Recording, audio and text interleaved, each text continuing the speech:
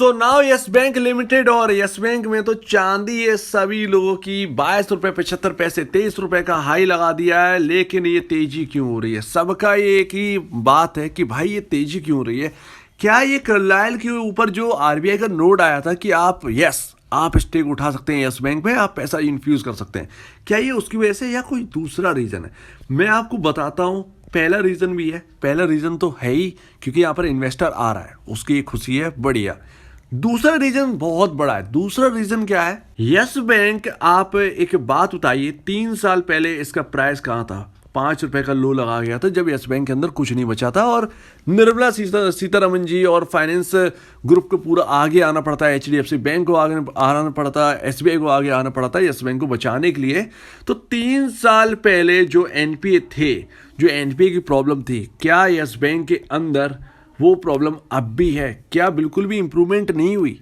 आप ही जानिए, ये आप बता सकते हैं अच्छे से क्योंकि आप ट्रैक कर रहे होंगे। तो 3 साल पहले जो एनपीए थे वो स्थिति अब नहीं है। अब एनपीए 3% है, ठीक है ना?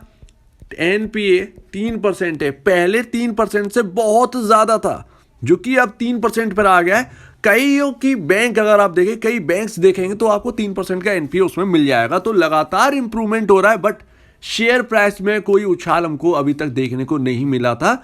एक बार उछला था, बट उसके बाद 15 रुपए 10 पैसे जाने के बाद फिर नीचे आ गया। फिर 1 साल का पूरा कंसोलिडेशन चला था। तो सबसे पहली बात, जिस वजह से यस बैंक 300 रुपए से 5 रुपए का रह गया था, क्या ये दिक्कत अभी भी बनी हुई है? नहीं है, बिल्कुल भी नहीं है। एनपीए की स्थिति जो है वो सही है। बचे कुछ जो एनपीए हैं, जो बैड लोन्स हैं, उनको बेचने की तैयारी है। तो कंप्लीटली एक फ्रेश बैंक बनाने की तैयारी यस बैंक को चल रही है। सबसे बड़ा रीजन यही है। तेजी पहले हुई नहीं थी, इंप्रूवमेंट काफी हो गई, ले अब वो कहां तक, घड़ा जो है ऊपर तक भर गया, तो आप कहां तक ले जाओगे? ऊपर से Q3 अच्छे आने की उम्मीद, Q3 में बहुत अच्छा प्रदर्शन करने की उम्मीद। अगर अच्छा कर जाता है तो एक रिपोर्ट है जो कि मैं आपको दिखाना चाहता हूं। लिमिट में एक खबर छपी थी और यस बैंक यहां पर जो एनालिस्ट जो है थोड़े से कॉशियस है। क्यों है वो भी मैं आपको बताऊंगा। बट यहां पर क्या कहा गया है?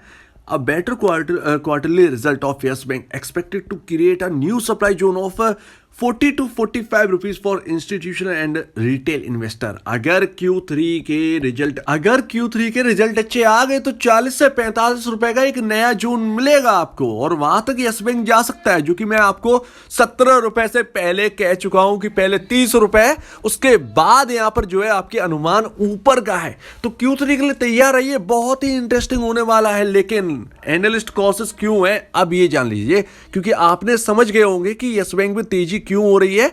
क्योंकि अभी तक दबा हुआ था, इंप्रूवमेंट काफी हो गई और इंप्रूवमेंट के चांसेस और ज्यादा है, फ्रेश बैंक बनने के पूरे चांसेस हैं, लेकिन तेजी नहीं होती। तो वो तेजी अब खुलकर आ रही है जब लॉक इन पीरियड खत्म होने वाला है। एग्जैक्टली जो कि मैंने आपसे कह दिया था 17 रुपए से पहले कि लॉक इन पीरियड से पहले यस बैंक को चलना है, क्योंकि एक बड़ा प्रेशर आना है। और यही बात है, एनालिस्ट इसीलिए परेशान है थोड़े से। अब एनालिस्ट क्यों परेशान है? देखिए, 3 महीने बाद, और अगर ये यस बैंक 12 रुपए पे होता, मान के चलिए, और मार्च आ गई होती, तो यस बैंक का प्राइस 12 रुपए दिखते ही नहीं, ये एक झटके में 5 रुपए को भी तोड़कर नीचे आ जाता, क्योंकि इतनी बड़ी सेलिंग आई जाती और लोअर प्राइस रहता।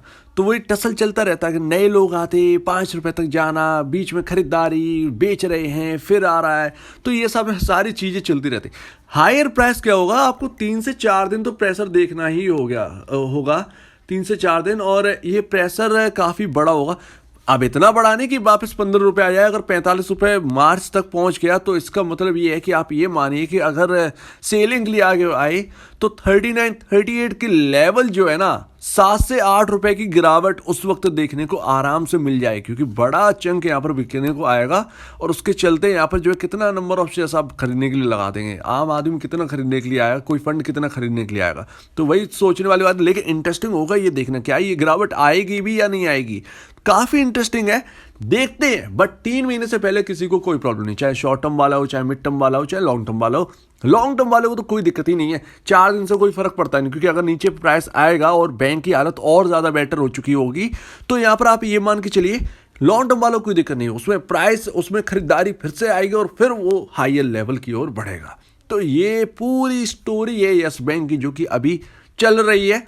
3 महीने बाद प्रेशर है, उससे पहले कुछ मत सोचिए, बस एंजॉय करिए। आपके सामने Q3 का रिजल्ट आने वाला है, Q3 का रिजल्ट अगर बहुत अच्छा आ गया, यहाँ पर खबर और अच्छी आ गई एनपीए को बिकने को लेकर, सारी चीजें आपके, सारे पहलू आपके हाथ में, वापस आपको ये दिखेगा नहीं ये 15, ये 14, ये 13 रुपए के लेवल यस बैंक के अंदर है। लेकिन हाँ, इस वक्त 20 रुपए मैंने कहा था कि आरएसआई काफी हाई पर है, आपका स्टॉक ओवरबाउट हो चुका है। आप ये मान के चलिए कि इस वक्त इतना हाई है कि क्या कहें, 92 का आरएसआई पहुंच चुका है। तो एक गिरावट तो इसमें बनती है, अब वो गिरावट बड़ी नहीं, एक छोटा सा प्रॉफिट बुकिंग, क्योंकि इंजन जो है चलते चलते गर्म हो चुका है, अब उसमें पानी वानी डलेगा, उसको थोड़ा ठंडा किया जाएगा, तो ये है पूरी बात। लेकिन ये आपके सामने चार्ट है और ये मैंने आपको 70 रुपए से पहले ही समझा दिया था। काफ़ी बार मैंने बोला कि 16 रुपए के आसपास टिके रहिए, 16 रुपए नहीं तोड़ रहे यस बैंक, आपके सामने पूरी क्लियर है। एक साल यहां पर पूरा काट दिया था 12 रुपए से 15 रुपए 10 पैसे के बीच में, आपको 2-3 रुपए की मूवमेंट, कुछ पैसे की मूवमेंट ही देखने को मिलती है यस बैंक। यस बैंक तो एक्चुअल में भूल ही गए थे सब लोग, लेकिन जैसे ही 15 रुपए 10 पैसे के ऊपर टूटा ये लेवल, सीधे 18 रुपए दिखाई दिया। 18 रुपए के बाद एक प्रॉफिट बुकिंग आई, 15 रुपए 10 पैसे के आसपास दोबारा आया, मार्केट बहुत टूटा, लेकिन 15 रुपए 10 पैसे इस स्टॉक ने 2 बार संभाला। उसके बाद जैसे ही एक रॉकेट हुआ, उसके बाद 18 रुपए 10 पैसे 10-15 पैसे टूटा, जैसे ही लेवल ये 52 वीक हाई का लेवल जो है वो जैसे ही ब्रेक किया, उसके बाद देखिए तेजी कितनी बड़ी है। अब यहाँ पर मैंने अनुमान तो लगाया था 20 रुपए तक जाएगा, लेकिन ये तो 23 रुपए चला गया, अनुमान से भी ज़्यादा बेहतर ये चला गया। तो ये है पूरी स्टोरी।